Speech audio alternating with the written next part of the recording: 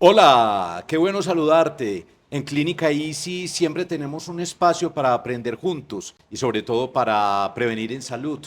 Es muy importante que en este tipo de entrevistas ustedes y nosotros entendamos cómo hacerlo con los especialistas, personas que se han preparado para el servicio y que en Clínica Isis tienen muy claro que esta es una clínica humana, confiable y muy segura. Tan seguros estamos que queremos que tú recibas los servicios de nuestros especialistas en todas las áreas y encuentres siempre una experiencia muy positiva en salud. Vamos a hablar hoy sobre la medicina interna, un concepto de especialización. Aproximadamente en la medicina tradicional, alopática de Occidente existen más o menos 50 especialidades o especializaciones y una de ellas es la medicina interna. ¿Qué hace un médico, o en este caso una médica especialista en medicina interna? Te vamos a invitar para que participes de este podcast y podamos aprender juntos. La doctora Juliet Marenco hace parte justamente de esta gran familia de Clínica Isis y queremos saludarla y agradecerle por estar con nosotros para que nos enseñe y sobre todo, doctora Marenco, para que prevengamos en salud. Claro, ¿Cómo ha estado? bien. ¿Y tú cómo estás? Muy bien, muy contento y con muchas dudas porque estoy muy interesado también en cuidar mi salud. Estoy en edad en la que ya, por ejemplo, la diabetes, la hipertensión, hay que prevenirlas. Y justamente tengo entendido, doctora Marenco, que es el objetivo de la medicina interna, prevenir enfermedades, porque hay una gran diferencia entre prevenirlas y tener que tratarlas ya durante sus diferentes etapas. Empecemos por definir cuál es esa especialidad o especialización de la medicina interna. Bueno, la medicina interna es la especialización que se encarga básicamente de tratar adultos, pero la diferencia básicamente entre la medicina interna y la medicina general es que nosotros los internistas abordamos patologías más complejas, ¿cierto? Tenemos una visión más holística del paciente y un manejo integral como tal. Los médicos generales tienen una visión, por decirlo así, básica de las enfermedades, Sí. y el internista tiene una visión más profunda de todas las enfermedades y podemos hacer un manejo con varias especialidades y tratar de integrar todo el manejo de un paciente desde la parte clínica. Sí. Nosotros los internistas manejamos patologías médicas, no quirúrgicas, es decir, diabetes, hipertensión, diagnosticamos enfermedades autoinmunes, que es donde se crean Enfermedades anticuerpos, relacionadas con la tiroides. enfermedades relacionadas con la tiroides, o sea, endocrinas, como hiper o hipotiroidismo. Sí. Manejamos patologías cardiovasculares, por ejemplo, los pacientes que tienen accidentes cerebrovasculares o hipertensión de difícil Gastritis, manejo. úlceras, todo aquello, ¿cierto? Sí, todas también patologías gastrointestinales. Básicamente nosotros nos encargamos de ver al paciente por dentro, pues todos los órganos, sistema a sistema, y ya definimos con estudios pues más avanzados hacia qué diagnóstico vamos a llegar. A propósito, doctora, es muy bueno aclarar que existen médicos internos o médicas internas y médicos internistas o médicas internistas. El médico interno es aquel que por cuestiones del oficio se encuentra como en un hospital o en un centro médico de tiempo completo, podríamos decir. El médico interno básicamente, como lo tenemos nosotros pues en nuestro quehacer, básicamente es el médico que está en último año de medicina, que hace un internado. Por eso se Sí. llama médico interno. Como decir una práctica, lo que Es hace decir, años llamaban año rural en sí, Colombia. nosotros en el último año, cuando estamos en la formación de medicina general, hacemos ya un año que es solamente práctica clínica. Ya no vemos clases teóricas y básicamente tenemos que estar internados casi un año en un hospital. Ajá. Haciendo las prácticas. Y el médico internista se especializa en medicina interna. Sí. El médico internista tiene una formación de 3 años, adicional a la medicina general. Y en esos 3 años nosotros lo que hacemos es el estudio avanzado de patologías complejas médicas, es decir, pacientes que tienen enfermedades del corazón, del riñón, del sistema endocrino, pero de una manera mucho más profunda, y saber interpretar exámenes que son de mayor nivel de complejidad y así manejar medicamentos de mayor nivel de complejidad. Bueno, a ver si hacemos una analogía, una comparación, doctora, me dirá usted si estoy en lo cierto o no. El médico internista es como el comandante que sabe perfectamente cómo se encuentra el paciente, ha hecho el seguimiento de una forma completa y es el que dice en cierto momento, sí, aquí hay que hacer un tratamiento mucho más profundo y ahí vienen otros médicos especialistas en otras áreas. Sí, nosotros somos como los coordinadores si el paciente requiere algún otro tipo de atención. Una cirugía, por ejemplo. Exactamente. Y el médico internista también en muchos casos es el que tiene que dar el aval para esa cirugía y definir si el paciente es apto o no para ser llevado a una cirugía. Sí. Desde el punto de vista clínico para que no vaya a tener complicaciones. Entonces nosotros, por decirlo así, integramos pues todos los manejos y comandamos como el manejo pues de una determinada enfermedad. Sí, si por ejemplo un paciente joven llega y luego de usted auscultarlo, revisarlo, sabe que de pronto está teniendo episodios de una hernia inguinal porque hace ejercicio en el gimnasio, ¿cómo se manejaría entonces y qué proceso se haría? Nosotros básicamente, como ya le dije, no manejamos patologías de cirugía. Un paciente con una hernia debe ser remitido al servicio de cirugía. Entonces nosotros lo que hacemos es que detectamos, por decir así, esa patología que no pertenece a nuestra especialidad y direccionamos al paciente a donde tiene que ir. Doctora Juliet, usted nos decía que la medicina interna nos agrupa generalmente personas adultas, de 40 años en adelante podríamos decir, pero también jóvenes que desde los 15 años requieren atención y seguimiento. Sí, por lo general ya nosotros vemos pacientes adultos y muchas veces en muchas entidades de salud, y eso depende de cada uno, pues de cada entidad o el protocolo que maneje, se empiezan a ver pacientes desde los 15 años. Hablemos de una patología o una enfermedad que ustedes desde la medicina interna tratan con frecuencia y es justamente la diabetes, lo que llamamos popularmente como azúcar en la sangre o el aumento de los niveles de glicemia en sangre. Cuéntenos de eso, por favor, doctora Juliet. A ver si aprendemos a prevenir en salud y no nos tenemos que ver en afugias más adelante. Bueno, la diabetes es una enfermedad básicamente del metabolismo del azúcar. ¿Cómo hace el metabolismo? Es decir, cómo el organismo maneja el azúcar. La procesa. Sí, cómo la procesa, exactamente. Es como una alteración del procesamiento de esa insulina, de ese azúcar. Es decir, el organismo tiene una manera organizada de cómo maneja el azúcar, qué hace con el azúcar, cómo lo almacena. En los pacientes con diabetes, ¿qué pasa?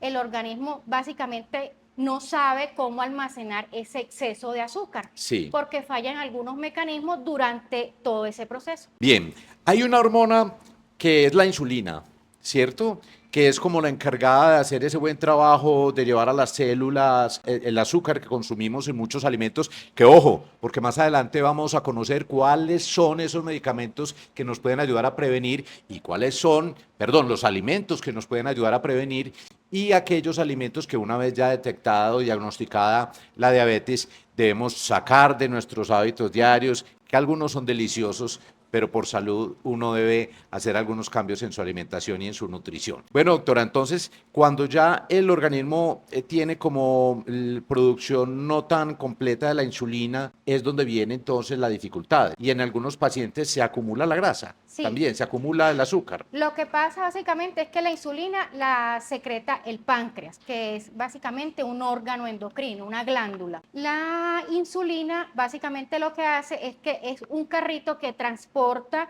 ese azúcar que nosotros nos comemos dentro de la célula, ¿cierto? ¿Qué pasa? Que muchas veces ese páncreas desde muy joven se daña y ese es otro tipo de diabetes y deja de producir insulina. Pero ¿qué pasa? Que en algunos casos nosotros mismos con la alimentación dañamos esa glándula. ¿Por qué? Porque tiene que secretar mucha más La insulina tratamos muy mal. porque comemos mucho azúcar. Como diría mi abuelito, como a violín prestado le tiramos a veces al cuerpo y hay algunos alimentos y algunos líquidos que le hacen mucho daño. Y usted acaba de tocar, antes de que continuemos, doctora Juliet, de los tipos de diabetes. Hablemos de esa diabetes 1. La diabetes tipo 1 básicamente es más frecuente en personas jóvenes, en niños. ¿Se pueden hacer con ella? Se detecta a muy temprana edad. ¿Qué pasa? Que el mismo cuerpo crea anticuerpos que atacan esa glándula, ¿cierto? Ahí no se da porque uno la trató mal, sino porque hay unos anticuerpos que por lo general están diseñados para atacar sustancias extrañas, bacterias, virus, pero que en esas personas tan jóvenes esos anticuerpos se equivocan y empiezan a atacar la glándula.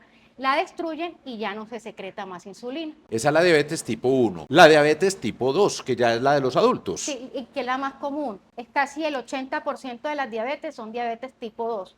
que son la mayoría prevenibles. Y básicamente pasa por eso, porque muchas veces comemos en exceso azúcar, nuestra glándula tiene que trabajar mucho más porque tiene que producir más insulina y básicamente las células que captan la insulina ya no son sensibles a ella, o sea, ya no la captan de la manera que la deberían captar y básicamente el páncreas se cansa de secretar tanta insulina que ya llega a un punto que no da más. Bien, y existen otro grupo de diabetes que también se presentan, como la gestacional, por ejemplo, que es durante el embarazo. Sí, la diabetes gestacional básicamente se da, como tú lo dijiste, durante el embarazo y muchas veces las pacientes cuando acaba el embarazo mejora la diabetes.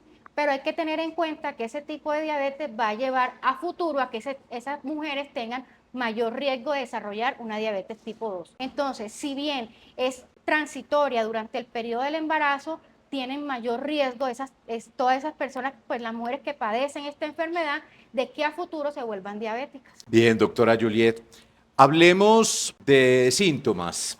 En mi caso, por ejemplo, he aprendido que aunque uno cree que está bien y está haciendo las cosas muy bien a nivel de actividad física y nutrición o alimentación sana, pues hace poco, como un mes, me hice chequeos, exámenes en sangre para detectar cualquier patología de todos los niveles y pues encontramos que el nivel de glucosa en sangre o azúcar en sangre está un poco alto. No se me medicó todavía con remedios o medicamentos, pero sí se me pusieron algunas tareas, doblar la actividad física, bajar algunos alimentos, de eso hablaremos más adelantico, para que vean que es muy bueno también hablar y aprender y conocer con base en la experiencia. Yo quiero retomar el concepto del nombre, diabetes mellitus. La diabetes es un término griego que significa orinadera y mellitus con doble L viene de miel. Entonces, eso es uno de los síntomas básicos, ¿verdad? Es uno de los síntomas cardinales, es la orinadera, en el término médico se llama poliuria básicamente, y es cuando tiene que ir el paciente muchas veces al baño. Y además, otro de los síntomas cardinales es la sed, la pérdida de peso que pueden tener estos pacientes, incluso pueden tener deterioro de la visión, deterioro de los nervios que les puede generar calambres, en fin, pueden tener una serie de síntomas, pero hay que hacer una salvedad y de pronto para que les quede claro. Cuando ya llegamos a estos síntomas, ya estamos llegando tarde. Bueno, doctora, a usted llega un paciente y le dice que tiene de pronto mucha orinadera y que cuando termina esa micción, a los 5 minutos siente que no lo hizo completo, que todavía en su vejiga tiene orina. Eso podría entonces relacionarse con otro tipo de enfermedades, como el crecimiento de la próstata, Claro. por ejemplo. Ahí es donde está el papel fundamental de usted, Claro. Clínica Isis, para hacer todo un estudio y chequeos y saber si es lo uno o lo otro. Sí, básicamente cuando hay este tipo de trastornos, ¿qué hace el internista? Nosotros definimos cuál es el inicio o la etiología de la enfermedad. ¿Según qué? Según un examen físico completo y inicialmente lo que le preguntamos a los pacientes, hacia qué síntomas nos vamos enfocando, también depende del grupo de edad que estamos atendiendo. No es lo mismo atender un paciente de 80 años que un paciente de 40 o uno de 15. Entonces, por eso, pues tenemos más herramientas clínicas para saber cómo enfocar ese tipo de pacientes. Si uno de los principales síntomas es la orinadera, uno podría también encontrar algún cambio o alguna forma, color, textura de la orina para decir esto puede ser diabetes. Muchas veces, como se describía pues en la antigüedad, cambia el olor de la orina, se siente una orina como, por Más eso fuerte. exactamente, cambia el olor, pueden encontrar espuma en la orina, que eso ya representaría que el paciente además del azúcar ya tiene un daño en el riñón, entonces es muy importante pues no llegar hasta allá, ¿cierto? Consultar antes de eso, identificar qué puedo tener yo para desarrollar la diabetes antes de que me detecten ya una diabetes establecida. Porque hay que tener en cuenta que hay prediabetes y diabetes. Antes de llegar a la diabetes hay un estado de alteración que no se logra llegar a la enfermedad, pero si detectamos en ese espacio de tiempo de prediabetes, podemos revertir la enfermedad y evitar que se vuelva diabético. Ah, o sea que cuando, por ejemplo, en mi caso, se me dice, tiene tareas, no recibe medicamento, pero usted tiene que estar juicioso con la alimentación y la actividad física, es porque estoy a tiempo. Está a tiempo. No necesariamente sería prediabético, ¿o sí? Por lo general, cuando hay que hacer actividad física o cuando hay cambios en el estilo de vida es porque el paciente tiene factores de riesgo, o sea, ya una carga de antecedentes, por ejemplo, familiares, por Hereditarios. ejemplo, hereditarios, exactamente, familiares en primero o segundo grado de consanguinidad, por ejemplo, aquella mujer que le dio diabetes gestacional, el paciente que toma algunos ciertos medicamentos que pueden subir los niveles de azúcar en la sangre, son pacientes que están en más riesgo de desarrollar. Entonces, ¿qué hacemos nosotros? Detectamos todos esos factores de riesgo antes de que tú te vuelvas prediabético. Cuando ya eres prediabético, básicamente, ¿cuál es el pilar fundamental? Cambios en el estilo de vida. Ya. Doctora, la obesidad a veces ha sido históricamente relacionada con la diabetes. ¿Siempre sucede? En la mayoría de casos está relacionada con la diabetes, ¿cierto? Porque hay un trastorno en el metabolismo de los carbohidratos y también adicional a eso hay un trastorno en el metabolismo de las grasas que se almacenan en el cuerpo. Así como la insulina no es capaz de almacenar el azúcar, también hay un desorden en la grasa, ¿cierto? Y hay que tener en cuenta que la obesidad es una enfermedad inflamatoria. O sea, la persona obesa es una persona que está inflamada crónicamente, ¿ya? Y eso va a llevar a alteraciones en otros órganos, ¿cierto? En el corazón, en el pulmón, en el riñón, que van a ayudar a complicar ese desorden del azúcar que ya existe. Pueden haber pacientes diabéticos que tengan Bajo peso. bajo peso, pero la mayoría pues sí se relacionan a un síndrome metabólico que ya es como un globito donde tenemos alteraciones de la presión, alteraciones del azúcar, alteraciones de la grasa, ¿cierto? Y obesidad. Doctora Marenco, ¿qué hacer entonces cuando se detecta que el paciente ya pasó la etapa de prediabetes y que ahora requiere un cambio importante? ¿Cuál sería entonces la recomendación, el proceso? Bueno, es muy importante los signos de alarma, ¿cierto? Como ya lo dijimos, la orinadera, que La esté sed la sed permanente. permanente, que tenga cambios pues, en la espuma, mucha espuma en la orina, que el paciente también pueda tener mucha pérdida de peso sumado a eso, porque pueden tener pérdida de peso cuando la enfermedad pues está ya como tal instaurada en el organismo y básicamente con eso nosotros hacemos el diagnóstico, mandamos unos exámenes de laboratorio, hay varias técnicas que nosotros utilizamos para detectar o para diagnosticar el azúcar o la diabetes básicamente y con esas herramientas nosotros definimos por qué terapia nos vamos a enfocar. Muchas personas le tienen miedo porque piensan que les vamos a mandar insulina de entrada. Entonces hay que como que quitar ese mito y muchas veces los pacientes con diabetes y han salido terapias espectaculares últimamente que mejoran mucho la calidad de vida y la diabetes, entonces no tengan miedo de consultar y no tengan miedo a los medicamentos porque muchas veces lo que vamos a hacer es mejorar Ajá. y prevenir daños a futuro. Esa insulina que viene en una etapa muy avanzada, la diabetes, ¿verdad? Es inyectada. Esa insulina reemplaza la insulina que el páncreas ya cansadito, ese motorcito, no puede producir, esa Sí. hormona. Pero entonces, para esos pacientes, usuarios y televidentes, las personas que nos siguen en las redes de Clínica Isis, ese sería una buena llamada de atención. Claro. Se puede en esa etapa, con juicio, alimentación, con la prescripción médica, siguiéndola al pie de la letra, la actividad física cada vez se vuelve mucho más protagonista, necesaria y decisiva en nuestra salud y en la prevención y en el tratamiento. Entonces, doctora, insistamos a esos jóvenes que incluso como yo van al gimnasio y de pronto no saben que pueden tener por herencia de un abuelo, de unos papás, es por herencia desde en Muchas ese veces es vínculo. por herencia, ¿cierto? Por la descendencia. Hay una que es estrictamente genética, pero es muy rara, es menos del 5% de Esa es la la uno. población. Esa es una que es monogénica. Ya. Pues básicamente es porque tuvo el padre muy joven la enfermedad, le transmitió el gen a su hijo y básicamente por la mutación de un gen puede desarrollar diabetes. Pero la más común, que es la diabetes tipo 2, básicamente que es la que podemos prevenir, esa sí también tiene carga genética, es decir, si mi mamá, si mis hermanos son diabéticos, yo tengo que hacerme un control del azúcar. Es más, los consensos internacionales dicen todo paciente mayor de 35 años, tenga o no tenga factores de riesgo, debería hacerse un examen de azúcar.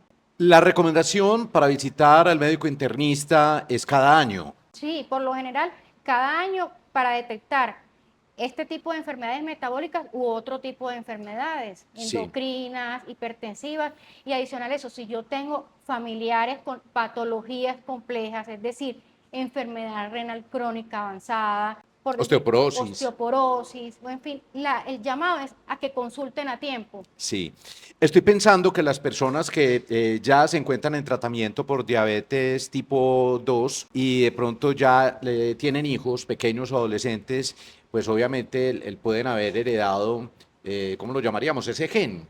Sí, ¿Cómo prevenir y cómo enfatizar, cómo enseñarles a los hijos que esto puede ser pues a través de la genética transmitido sí, para que se entonces cuiden? básicamente lo que tenemos que hacer todo y el pilar más que los medicamentos, que es lo que yo le explico pues a mis pacientes del día a día, es el cambio en la alimentación y el cambio en el estilo de vida, ¿cierto? Ese es el pilar fundamental y soy pues muy reiterativa en decirle, así yo le coloque el mejor medicamento del mercado, la dosis de insulina más alta. Si usted no hace dieta, no hace ejercicio, No se alimenta no bien, deja sí. de fumar, no se alimenta bien, no le va a servir absolutamente nada de lo que uno le mande, ¿cierto? Entonces muchas veces hay que tener en cuenta eso. El pilar fundamental de todo esto es el cambio en el estilo de vida. Y muchas veces pacientes que iniciaron con dosis de insulina más alta, es muy gratificante ver cómo le quitamos la insulina porque se vuelven muy juiciosas y cambian su estilo de vida un 100%.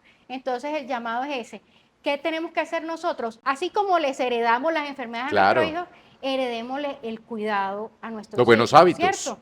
Entonces, tratemos de evitar comidas procesadas, no le demos a nuestros hijos comidas ultraprocesadas. Es decir, todo aquel mecato de snacks de paquete no es buen amigo de la salud y mucho menos para prevenir la diabetes. Sí, básicamente no, lo que estamos tratando de incentivar ahora es la comida real, ¿cierto?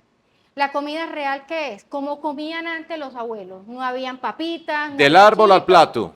no había licuadora. Cuando no había licuadora, ¿qué hacían? Nos comíamos la fruta entera, no la teníamos que licuar y hacer jugo. Entonces, todos esos cambios sí impactan y benefician mucho como tal la Sí. salud. Doctora, ya para adentrarnos en el tema de los alimentos que sí deberíamos consumir para prevenir la diabetes, hablemos entonces de los endulzantes. Se nos ha dicho, bueno, el azúcar no es muy buen amigo de la salud. Hay otras formas de reemplazarlo. Sabemos que también las frutas traen la fructosa, que es su propio azúcar. Nuestros abuelos cogían los mangos, hacían los jugos y le ponían azúcar o panela. ¿Eso no estaría bien en la Eso no actualidad? está bien. En la actualidad, básicamente, lo que yo quiero que entendamos todos y nos concienticemos, eso es muy difícil porque los jugos son deliciosos y cuando Sí. uno está criado todos los días tomando jugo, pues es muy difícil dejarlo de un momento a otro, pero sí tener la conciencia de que cuando yo hago un juguito, básicamente lo que hago es que rompo todos esos enlaces de azúcar que tiene esa frutica, cuando la meto en la licuadora, que se van a absorber más rápido en el intestino, entonces voy a tomar más azúcar que si yo me comiera la manzana entera. Imagínate. Sí. Bueno, las chocolatinas, los confites, los helados, esas cosas que son deliciosas, pero al profundizar en su composición sabemos que no son tan beneficiosas para la Sí, salud. para los pacientes diabéticos restringidos totalmente, no deben de sacar en la Cero azúcar. totalidad de la dieta cero azúcar, de ese tipo de azúcar, ¿cierto? Adicionadas. Adicionada, pero el paciente diabético tiene dentro de su balance nutricional algunas frutas que están permitidas y que puede consumir con tranquilidad. La manzana verde es una de ellas que las puede consumir con tranquilidad y que no le van a subir como tal los niveles de azúcar. Ujú. Bueno, los carbohidratos que se terminan convirtiendo en azúcar, hay personas que seguramente dirán, bueno, dejaré todos los mecatos dulces, pero seguirán de pronto comiéndose un pastelito con harinas y con productos que finalmente son azúcar también. La recomendación para ellos. Tratar de sacar en la mayor medida de lo posible todo lo refinado. Todo lo refinado es todo lo ultraprocesado, lo que tiene algún proceso, ¿cierto? Todo lo que está en la panadería, sea integral o no, porque también esa es la pregunta. ¿Puedo comer pan integral? Entonces yo les pregunto, ¿qué le echan al pan integral? Mantequilla, por ahí vamos mal, ¿cierto? Le echan harina, Sí. le echan, si bien tiene buena cantidad de fibra, ya es un alimento que está procesado. Sí. Esos son los alimentos que debemos tratar de suprimir de la dieta. Es muy difícil decirles, deje todo, porque es que es supremamente Claro. difícil y no es en el tiempo no es algo sostenible, ¿cierto? Uno tiene que tratar de enfocar como a cosas más que el paciente pueda cumplir, o sea, que ustedes puedan llevar a cabo todos los días. Por ejemplo, doctora Juliet, un sancocho, un sudado que pues traen papa, traen carbohidratos, papa, yuca. ¿Cómo lo podríamos consumir sin exagerarnos? La idea es como que dividamos el plato en tres, lo que yo creo que ya se ha socializado en muchas ocasiones, ¿cierto? No olvidar los vegetales siempre. Sí. En lo posible, vegetales crudos, pero igual, si no los tolera, también vegetales que pasaron por algún proceso de cocción también nos sirven, que no tengan tanta carga de calorías, por ejemplo, el brócoli, la coliflor, la habichuela, que son vegetales que nos van a saciar y nos van a ayudar. Entonces, la mitad del plato debe ser eso y la otra mitad la porción de proteína, que puede ser el pollo en el sancocho, pero no se va a comer toda la cantidad de harina del sancocho. Escoja una harina, Una papita. una papa, o escoge el plátano o escoge la yuca. O media papa y media yuca. Puede ser, pero no una porción entera. Porque es que a veces a uno le provoca coger 2 papas, 3 yucas, y uno dice, bueno, es que esto no tiene azúcar, pero ojo que en el cuerpo suceden cosas extraordinarias. Sí, entonces la idea es como llevar un balance, o sea, no dejar de comer algo que realmente nos pueda servir y que nos guste, pero que tampoco caigamos en el exceso de extralimitarnos en harina.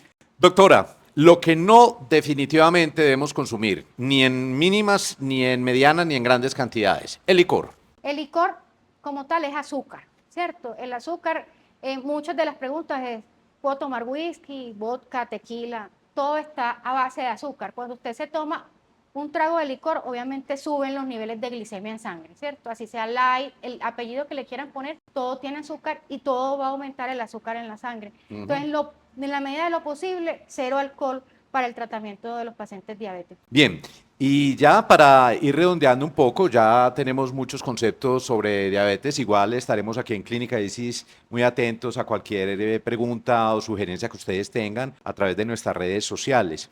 Doctora Juliet, ustedes como médicos internistas también tratan la hipertensión arterial. Es otro de los seguimientos permanentes que se pueden realizar. En este caso, por ejemplo, ¿cuál sería su recomendación al respecto? La mayoría de pacientes que son diagnosticados con alguna enfermedad metabólica van a traer de la mano otras enfermedades, por ejemplo, la hipertensión. Entonces, es muy importante que los diabéticos consulten y si ya tienen complicaciones, es decir, ya tienen algún trastorno en el riñón o en fin, o quieren prevenir, lo mejor es que consulten pues al médico internista para tratar de identificar las otras patologías, las otras enfermedades asociadas como la hipertensión, como la enfermedad cardiovascular que muchas veces es silente, uno no se da cuenta que ya tiene las arterias coronarias tapadas y nosotros básicamente lo que hacemos es una estratificación de riesgo para tratar de prevenir que usted se infarte o tratar de prevenir que usted le dé hipertensión, ¿cierto?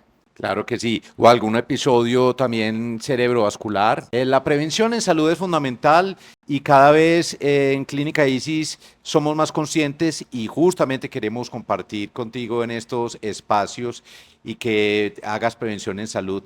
Te queremos bien, te queremos con bienestar a ti y a tu familia. Doctora Juliet Marenco, muchísimas gracias. Yo creo que ya para terminar es decirles a todas las personas que nos están viendo y escuchando que no hay que esperar a los 40 o 50 o 60 años para ser diagnosticados y tener un tratamiento. Es mejor prevenir y poder diagnosticar a tiempo. Sí, es muy importante eso y que se lleven como mensaje final. Háganse un chequeito de qué puedo tener yo que me pueda causar diabetes. Si he sido muy mecatero desde muy chiquito, o la herencia, hágase el examen y más si tiene herencia, porque eso es lo que más hereda, las enfermedades. Claro, bueno, es norma para poder transitar, para poder circular por el país en un vehículo, moto o carro, hacer un estudio técnico-mecánico para saber en cuál estado se encuentra cada pieza de ese carro en el cual transportamos también nuestra salud y nuestra vida. Y pues con el cuerpo humano, pues ni se diga, mirar cómo estamos por dentro, ponernos en manos de un internista, en este caso la doctora Juliet Marenco en Clínica ISIS, que con todo su equipo están dispuestos a escucharte, a evaluarte, a diagnosticarte y a hacer un tratamiento a tiempo. Gracias, doctora, nuevamente. Y a ustedes recuerden, en Clínica ISIS vivimos para servir. Esta es una clínica humana, confiable y sobre todo muy segura. Y recuerden que aquí siempre se viven experiencias positivas en salud.